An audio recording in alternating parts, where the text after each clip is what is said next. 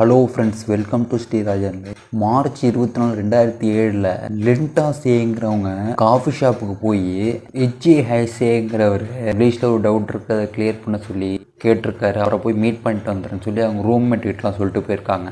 இதுக்கப்புறம் ரொம்ப நேரம் அவங்க வரல. அடுத்த நாள் லிண்டாவோட ஃப்ரெண்ட்ஸ்லாம் இவங்க காணாமல் போயிட்டாங்கன்னு பயந்து போலீஸுக்கிட்ட லிண்டாஸை ஹெச்ஏ ஹைசிங்கிற ஒருத்தர் வந்து மீட் பண்ணுறதுக்கு போனாங்க. அதுக்கப்புறம் அவங்க ஃப்ளாட்டுக்கு வரவே இல்லை. அவங்கள நீங்கள் தான் கண்டுபிடிச்சி தரணும் கம்ப்ளைண்ட் கொடுத்தாங்க. இதுக்கப்புறம் போலீஸ் கேஸ் ரெஜிஸ்டர் பண்ணிட்டு இந்த கேஸ் விசாரிக்க ஆரம்பித்தாங்க. யார் இந்த லிண்டாஸே, இவங்க பார்க்க போன ஹெச்ஏ ஹைசிங்கிற ஒரு யார், இவங்களுக்கு என்ன நடந்துச்சு, 2007 ஒரு பொண்ணுக்கு நடந்த மோசமான சம்பவத்தை பற்றி தான் இந்த வீடியோவில் பார்க்க போகிறோம். இதுக்கப்புறம் போலீஸ் இந்த லிண்டாஸையை பற்றியும் ஹெச்ஏ ஹைசேங்கிறவரை பற்றியும் போலீஸ் இன்வெஸ்டிகேஷன் பண்ண ஆரம்பித்தாங்க. இதில் வந்து கோவேட்டரில் வசிச்சுக்கிட்டு இருந்த பெல் மற்றும் ஜூலியாவுக்கு மகளால் லிண்டாஸேங்கிறவங்க பிறந்தாங்க. இதுக்கப்புறம் கிங் ஹென்ரி ஸ்கூலில் படிச்சுட்டு காலேஜ் யூனிவர்சிட்டி ஆஃப் பிரிட்டிஷில் பயாலஜி டிகிரி படித்தாங்க. 2006 டிகிரி முடித்தோடனே மாஸ்டர் டிகிரி படிக்கிற பிளானில் இருந்தாங்க. 2006 அக்டோபரில் பிரான்ச் ஆஃப் நோவாவில் இருக்கிற Japan largest private English conversation ஸ்கூலில் ஒரு இங்கிலீஷ் டீச்சராக வேலைக்கு சேர்ந்தாங்க. அங்கே ஒரு ஃப்ளாட்டில் 2 ஃபாரின் ஃப்ரெண்ட்ஸோடு சேர்ந்து ஃப்ளாட் எடுத்து அங்கே தங்கி ஸ்கூலில் வேலை பார்த்துட்டு இருந்திருக்காங்க. அவங்க ஃபேமிலியை கான்டாக்ட் பண்ணுறதுக்கு email ID, phone call, Skype இது மூலமாக பேசிகிட்டு இருந்திருக்காங்க. ஹெச்ஏ ஹைசே ஜனவரி 5, 1979 கிஃப் மாகாணத்தில் வந்து பிறந்தார். அவரோட அப்பா மெடிக்கல் டாக்டராகவும் அவரோட அம்மா டென்டல் ஸ்பெஷலிஸ்ட்டாகவும் இருந்தாங்க. 2005 இவர் சீபா யூனிவர்சிட்டியில் தோட்டக்கலை துறையில் வந்து டிகிரி படித்தார். இவர் டிகிரி முடிச்சதுக்கப்புறம் வேலை பார்க்கல. இவரோட அப்பா அம்மாவும் இவருக்கு மாதம் $770 கொடுத்துக்கிட்டு இருந்தாங்க. அதை வச்சுக்கிட்டு ஒரு வீடு எடுத்து தங்கிக்கிட்டு இருந்தார். இப்போ ஹெச்ஏ ஹைசே சில திருட்டு வேலையெல்லாம் செஞ்சு அவர் மேலே போலீஸ் சில கேஸ் போட்டிருக்காங்க. ஒரு தடவை ஒருத்தட்ட திருட முயற்சி பண்ணுறப்ப அவர் வந்து கடுமையாக அடிச்சிருக்காரு. அதுக்காக இந்த கேஸ் போலீஸ் ஸ்டேஷன் வரைக்கும் போணுச்சு. ஆனால் கோர்ட்டுக்கு போல போலீஸ் ஸ்டேஷன்லேயே சால்வ் பண்ணிட்டாங்க. இதுக்கப்புறம் ஒரு வருஷமாக ஜப்பானில் இருக்க ஒரு பொண்ணோட ரிலேஷன்ஷிப்பில் இருந்தார். இவர் ஃபிட்னஸில் ரொம்ப ஆர்வமாக இருந்ததுனால 25 கிலோமீட்டர் சைக்கிளிங் போய் அப்புறம் போய் ஒர்க் அவுட் பண்ணுறத வழக்கமாக வச்சுருந்தார். அப்படி இருக்கும்போது ஒரு நாள் லிண்டாஸே இவங்க வேலையை முடிச்சுட்டு வீட்டுக்கு ட்ரெயினில் போயிட்டு இருக்கும்போது முதல்ல அவங்கள வந்து மீட் பண்ணார். அவங்கள பார்த்தோன்னே லிண்டா கிட்ட நீங்கள் என்ன ஒர்க் பண்ணுறீங்கன்னு கேட்டார். ஆனால் அதுக்கு அவங்க எந்த பதிலும் சொல்லலை. அதனால ஹெச்ஏ ஹைசே அவங்க வந்து சைக்கிளில் வீட்டுக்கு போயிட்டு இருந்தாங்க. அப்புறம் அவங்கள ஃபாலோ பண்ணிட்டு போனார். அவங்க வீட்டுக்கு போன அப்புறம் வீட்டு கதவை தட்டி அவங்கள்ட்ட தண்ணி கொஞ்சம் கேட்டிருக்காரு. அவங்களும் அவர் மேலே பாவப்பட்டு அவர் ஃப்ளாட்டுக்குள்ளே அலோவ் பண்ணாங்க. உள்ளே வந்ததுக்கப்புறம் லிண்டாஸே அவங்களோட 2 ஃப்ளாட்மெண்ட்டுக்கிட்டையும் முன்னெச்சரிக்கையாக இவரை வந்து இன்ட்ரடியூஸ் பண்ணாங்க. அந்த வீட்டுக்குள்ளே வந்து உட்காந்துக்கிட்டு லிண்டா வந்து ஒரு படம் வரைஞ்சி அதில் ஃபோன் நம்பர், இமெயில் ஐடி, அப்புறம் இவரோட சிக்னேச்சரை போட்டு கொடுத்துருக்காரு. அதுக்கப்புறம் லிண்டாஸே அவர்கிட்ட அவர் இங்கிலீஷ் டீச்சர்னு சொல்லியிருக்காங்க. இதுக்கப்புறம் 4 நாள் கழித்து லிண்டாஸையை கான்டாக்ட் பண்ணி எனக்கு இங்கிலீஷில் சில டவுட் இருக்குது, அதுக்கு நீங்கள் கிளியர் பண்ண முடியுமான்னு கேட்டிருக்காரு. அவங்களும் அதுக்கு ஓகே சொன்னதுனால அவங்கள்ட்ட காஃபி ஷாப்பில் மீட் பண்ணலான்னு சொன்னார்.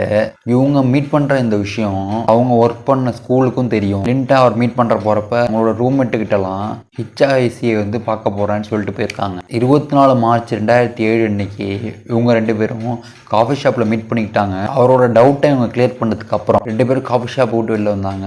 100 மீட்டரில் ஒரு டாக்ஸி இருந்துச்சு, அதை பிடிச்சிக்கிட்டு ஹெச்ஏ ஹைசேயோட அப்பார்ட்மெண்ட்டுக்கு போயிருக்காங்க. லிண்டாஸே டாக்ஸிலேருந்து இறங்குறப்ப வெயிட் பண்ணுங்க, கொஞ்ச நேரத்தில் வந்துட்டேன்னு சொல்லிட்டு போயிருக்காங்க. அந்த டாக்ஸி டிரைவர் 7 நிமிஷம் வெயிட் பண்ணார். அவங்க திரும்பி வராதனால அவர் அங்கேருந்து கிளம்பி போயிட்டார். அன்னைக்கு லிண்டாவோட ஃப்ளாட்டுக்கு அவங்க வரல. இதனால் அவங்க ஃப்ரெண்ட்ஸ்லாம் சந்தேகப்பட்டாங்க. அடுத்த 2 நாளைக்கு வேலைக்கு வராதனால அவங்க வேலை பார்க்குற ஸ்கூலோட ஓனர் அவங்க பேரண்ட்ஸுக்கு இன்ஃபார்ம் பண்ணியிருக்காரு. இந்த டயத்தில் லிண்டாஸியோட ரூம்மேட்ஸ் 2 பேரும் அவங்க காணா போனதாக சந்தேகப்பட்டு போலீஸ் ஸ்டேஷனில் போய் ஒரு கம்ப்ளைண்ட் கொடுத்தாங்க. அப்புறம் போலீஸ் கேஸ் ரெஜிஸ்டர் பண்ணி இந்த கேஸ் விசாரிக்க ஆரம்பித்தாங்க. அவங்க போன டாக்ஸி டிரைவரை கண்டுபிடிச்சி 2 நாளைக்கு அப்புறம் போலீஸ் அந்த டிரைவர் மூலமாக அந்த அப்பார்ட்மெண்ட்டை கண்டுபிடிச்சி 2 போலீஸ் வந்தாங்க. அங்கே போனதுக்கு அப்புறம் காரணம் இல்லாமல் அவர் வீட்டுக்குள்ளே போக முடியாதுன்னு யோசிச்சுக்கிட்டு இருக்கும்போது வீடு வந்து பூட்டி இருந்துச்சு. ஆனால் வீட்டில் எந்த லைட்டும் இல்லை, நான் ஆள் நடமாட்டம் இருக்கிற மாதிரி அவங்களுக்கு தெரிஞ்சிச்சு. அப்புறம் போலீஸு ஹெச்ஏ ஹைசேக்கு எதிராக அவர் மேலே சில குற்றச்சாட்டு வச்சாங்க. அதுக்கப்புறம் லிண்டா எங்கன்னு கேட்டதுக்கு அவர் வந்து சரியாக பதில் சொல்லலை. நைட்டு 7 மணிக்கு இந்த 2 போலீஸ் ஃபோன் பண்ணி இன்னும் சில போலீஸ் வந்து வர சொன்னாங்க. 9 போலீஸும் சேர்ந்து அவர்கிட்ட வந்து இன்வெஸ்டிகேஷன் பண்ணாங்க. அதுக்கப்புறம் அவரை 2 மணி நேரம் கழிச்சு போலீஸ் ஸ்டேஷனுக்கு அழைச்சிட்டு போனாங்க. இந்த சுச்சுவேஷனை தெரிஞ்சுக்கிட்ட ஹிச்சாய்ஸே அவங்கள்ட்ட தப்பிக்க முயற்சி பண்ணாரு. அப்போ போலீஸ் மாட்டு பேகை பிடிச்சி இழுத்தாங்க. ஆனால் அவங்களெல்லாம் தள்ளி விட்டுட்டு தப்பிச்சு ஓடினாரு. அப்போ போலீஸுக்கிட்ட ஃபோன் இல்லாததுனால கீழே இருக்கிற போலீஸுக்கு அலர்ட் பண்ண முடியல. ஹிச்சாய்ஸே படிக்கட்டுலேருந்து கீழே இறங்கி காலில் ஒன்றும் ஷூ எதுவும் போடாததுனால பேக்கில் வச்சிருந்த ஒரு அத்லட்டிக் ஷூ எடுத்து போட்டுக்கிட்டாரு. அந்த டயத்தில் போலீஸ் அவரை பிடிச்சிட்டாங்க. உடனே அவர் அங்கேருந்து தப்பிச்சு ஓடிட்டாரு.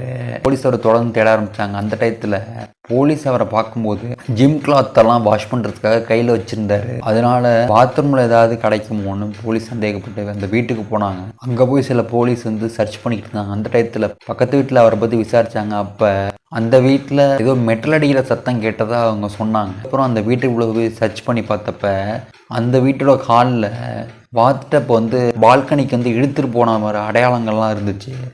உடனே பால்கனிக்கு போய் போலீஸ் பார்த்தாங்க. அங்கே லிண்டாவோட பாடி பாத்டப்ல நிர்வாணமாக கிடச்சிச்சு. அவங்க மேலே உரமண்ணும் மணல் கலந்து புதைச்சிருந்தது கண்டுபிடிச்சாங்க. அவங்க கை பிளாஸ்டிக்கால் கட்டப்பட்டு அவங்க வாயை துணியால் கட்டி வச்சுருந்துருக்காங்க. அது மட்டும் இல்லை, லிண்டாசியோட பாடி ஃபுல்லாக நிறைய காயங்கள் இருந்துச்சு. பார்க்கும்போது அவங்கள ரொம்ப நேரம் வச்சு டார்ச்சர் பண்ண மாதிரி தெரிஞ்சிச்சு. அவங்க முகத்தோட இடது கன்னத்தில் முட்டை சைஸுக்கு ஒரு காயம் இருந்துச்சு. காயத்தில் மோதிரத்தோட மார்க்ஸும் இருந்துச்சு. அதை பார்க்கும்போது கை விரலால் அவங்கள அடிச்சிருக்கணும்னு போலீஸ் கவனிச்சாங்க. இதுக்கப்புறம் ஹிச்சாஹைசி மேலே சந்தேகத்தோட பேரில் ஒரு வாரண்ட் போட்டாங்க. இதுக்கப்புறம் நாடு ஃபுல்லாக அவரை தேடினாங்க. நேஷனல் வாண்டட் லிஸ்ட்லேயும் அவர் பேரை சேர்த்தாங்க. மார்ச் 23 அன்னைக்கு போலீஸ் வீட்டை சர்ச் பண்ணுறப்ப ஷாப்பிங் ட்ராலியில் அந்த புதைக்கிறதுக்காக யூஸ் பண்ண இன்னும் கொஞ்சம் கிடச்சிச்சு. இதுக்கப்புறம் போலீஸ் தொடர்ந்து இன்வெஸ்டிகேஷன் பண்ண ஆரம்பித்தாங்க. அதே நாளில் போலீஸ் டோக்கியோவில் இருக்க ஒரு ஹோட்டலில் சர்ச் பண்ணாங்க. ஆனால் அங்கே ஹிச்சாஹைசே இல்லை. தொடர்ந்து விசாரிக்கும் போது லிண்டாவும் ஹிச்சாஹைசேவும் மார்ஷல் ஆர்ட் தெரிஞ்சவங்க. லிண்டாவோட ஹிச்சாஹைசே பிளாக் பெல்ட் வாங்கின எக்ஸ்பர்ட்னு கண்டுபிடிச்சாங்க. அதுக்கப்புறம் லிண்டாவோட பாடியை போஸ்ட்மார்ட்டத்துக்கு அனுப்பி வச்சாங்க. அதுக்கப்புறம் டாக்டர்ஸ் கொடுத்த ரிப்போர்ட்டில் லிண்டாசையோட கழுத்தை நெரிச்சதில் அவங்க கழுத்தெலும்பு நொறுங்கி அவங்க இறந்து போயிருக்கிறதா சொன்னாங்க. அவங்க இறந்ததுக்கப்புறம் அவங்களுக்கு மொட்டை அடிச்சிருக்காங்க. அது மட்டும் இல்லாமல் அவங்களோட திங்ஸ் எல்லாம் அந்த வீட்டில் அப்படியே செதறி கிடந்துச்சு. இதுக்கப்புறம் லிண்டா கொலை செஞ்ச செய்தி நாடு ஃபுல்லாக பரவணிச்சு. மக்கள்லாம் அதிர்ச்சியானாங்க. அந்த பாடி செஞ்சதுக்கு அப்புறம் அதை காங்கிரீட் போட்டு புதைக்கலான்னு பிளான் பண்ணதாக போலீஸ் நம்பினாங்க. இதுக்கப்புறம் போலீஸ் ஹிச்சாஹைசே லோக்கலுக்கு ஹார்ட் ஒர்க் வரைக்கும் 6 தடவை போயிட்டு வந்திருக்கதை கண்டுபிடிச்சிருக்காங்க. ஆனால் ஹிச்சாஹைசே போலீஸால் எங்கேயுமே கண்டுபிடிக்க முடியல. அதனால் அவர் கண்டுபிடிக்கிறதுக்கு வாண்டட் போஸ்டர் ஒன்று அடித்தாங்க. 2008 ஓரின செயற்கையாளர் குரூப்பை சேர்ந்த ஒருத்தர் ஹிச்சாஹைசேவை பார்த்ததா போலீஸ்கிட்ட சொன்னார். இந்த கேஸ் இதுக்கப்புறம் 140 போலீஸ் விசாரித்தாங்க. 1 மாதத்துக்கு அப்புறம் ஹிச்சாஹைசே தற்கொலை பண்ணியிருக்கலாம்னு போலீஸ் சொன்னாங்க.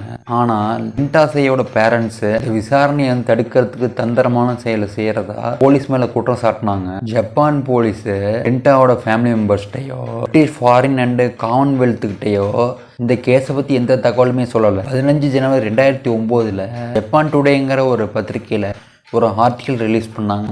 அதில் ஹிச்சாஹைசே ஒரு பையோட தப்பிச்சு ஓடினதாக எழுதியிருந்தாங்க. 21 மார்ச் 2009 ஹிச்சாஹைசேயோட 2வது நினைவு நாளப்ப போலீஸு இந்த கேஸோட ப்ரொஃபைலையும் ஹிச்சாஹைசேயோட ஃபோட்டோவும் ரிலீஸ் பண்ணாங்க. இந்த சமயம் ஹிச்சாஹைசே பற்றி தகவல் கொடுத்து அவங்களுக்கு $10 மில்லியன் வரைக்கும் ரிவார்டு கொடுக்க போகிறதா நேஷ்னல் போலீஸ் ஏஜென்சி அனௌன்ஸ் பண்ணாங்க. அதுக்கப்புறம் ஒசாகாங்கிற ஒரு கான்ட்ராக்ட் கம்பெனியில் 14 மாதமாக வேலை பார்த்துக்கிட்டு ஒருத்தர் ஹிச்சாஹைசே மாதிரி ஒருத்தரை பார்த்ததா போலீஸுக்கு தகவல் கொடுத்தாரு. அதே மாதிரியே ஒரு படகு நிறுவனத்தில் ஒர்க் பண்ணுற ஒருத்தர் ஹிச்சாஹைசே பார்த்ததா போலீஸில் கம்ப்ளைண்ட் பண்ணி அவரை பிடிக்கிறதுக்கும் ஹெல்ப் பண்ணார். அவர் போலீஸ்லேருந்து தப்பிச்சதுக்கு அப்புறம் அகோவியாங்கிற இடத்துல இருக்க ஒரு கிளினிக்கில் பிளாஸ்டிக் சர்ஜரி பண்ணியிருக்காரு. அவரோட கன்னத்தில் இருந்த 2 மச்சத்தையும் அழித்து 2 கண்ணோட இமைகளையும் தின்னாக்கி அவரோட உதட்டை பெருசாக்கியிருக்காரு.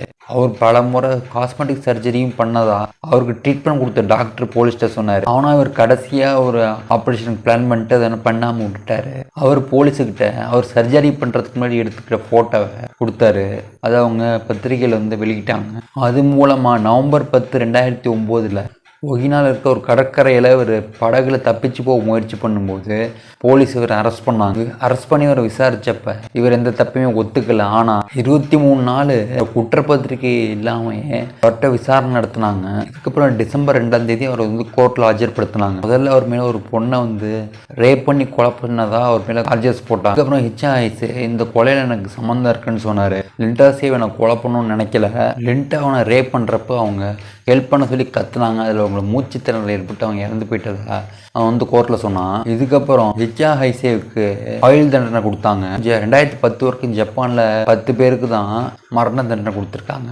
ஆனால் லிண்டாவோட ஃபேமிலி மெம்பர்ஸ்லாம் அவருக்கு தூக்கு தண்டனை கொடுக்கணும்னு கோரிக்கை வச்சாங்க. அவர் ஆயுள் தண்டனை அனுபவிச்சுக்கிட்டு இருக்கும்போது பிரிட்டிஷ் சிட்டிசன் லூசி பிளாக்மேனுங்கிற ஒருத்தர் கேஸில் இந்த 2 கேஸும் கிட்டத்தட்ட ஒரே மாதிரி இருந்ததுனால ஹிச்சா ஹைசே தான் இந்த கொலையும் பண்ணியிருப்பாருன்னு போலீஸ் சந்தேகப்பட்டாங்க. மியூரா பீச்சுங்கிற இடத்துல ஒரு கல்லறையில் அவரோட பாடியை வந்து போலீஸ் கண்டுபிடிச்சாங்க. இதுக்கப்புறம் ஹிச்சா ஹைசே தான் இந்த கொலையும் செஞ்சிருக்காருன்னு முடிவு பண்ணி கோர்ட்டு இவருக்கு வந்து மரண தண்டனை கொடுத்தாங்க. ஹிச்சா ஹைசே வந்து போலீஸையும் தப்பிச்சு போய் திருப்பி போலீஸ் அரெஸ்ட் பண்ணுற வரைக்கும் அவர் வந்து 2 வருஷம் ஒரு புக்கு எழுதியிருக்காரு. அந்த புக்கில் வர பணத்தை ஹிட்டாசையோட ஃபேமிலிக்கு கொடுக்க சொன்னார். ஆனால் அந்த ஃபேமிலி அதை வேணான்னு சொல்லிட்டாங்க. இந்த கதையை 2013 ஜேர்னல் ஆஃப் மர்டர்னு ஒரு படம் எடுத்து ரிலீஸ் பண்ணாங்க. 2010 வரைக்கும் 111 பேருக்கு வந்து மரண தண்டனை கொடுத்தாங்க. ஆனால் அதில் 10 பேருக்கு தான் தண்டனை நிறைவேற்றிருக்காங்க. இந்த 10 பேரில் இவரும் ஒருத்தர். இவனுக்கு இங்கிலீஷ் சொல்லி கொடுக்கறதுக்காக காஃபி ஷாப்லேருந்து அவங்க வீட்டுக்கு போயிருக்காங்க. ஹெல்ப் பண்ண நோக்கத்தோட போன இவங்களுக்கு மோசமாக ரேப் பண்ணி மொட்டை அடித்து கொலை பண்ணியிருக்கான். இந்த மாதிரி மோசமான நபர்கள் நாட்டில் இருக்க தான் செய்கிறாங்க. கேஸை பற்றி உங்களோட கருத்துக்கள் வந்து கமெண்ட்ஸில் சொல்லுங்கள். இன்னொரு க்ரைம் ஸ்டோரியோட உங்களை மீட் பண்ணுறேன். அது வரைக்கும் உங்கள் எழுப்பது உங்கள் ஸ்ரீராஜ் அனலைஸ். தேங்க்யூ ஃபார் வாட்சிங் த வீடியோ.